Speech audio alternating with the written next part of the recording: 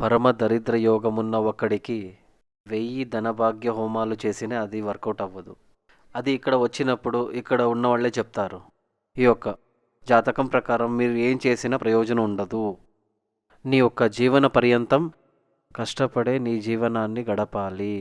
నువ్వు పర్మనెంట్గా దేవీ క్షేత్రంలో పూజించాలి అని చెప్పి పంపిస్తా. ఎందుకంటే కల్యవ్ దేవి వినాయగో అని శాస్త్రం.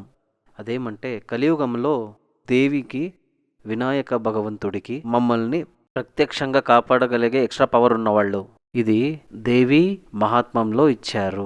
దేవి భాగవతం కూడా చెప్తుంది. వ్యాస మహర్షి వ్యాసుల వారే సకల పురాణాన్ని రాశారు. మనకి మొత్తంగా 18 పురాణాలు ఉన్నాయి. ఈ యొక్క 18 పురాణాలు 17 పురాణాలు రాసి సంవత్సరాల పాటు అతను తృప్తి చెందలేదు. లేదు, దీనికి మించి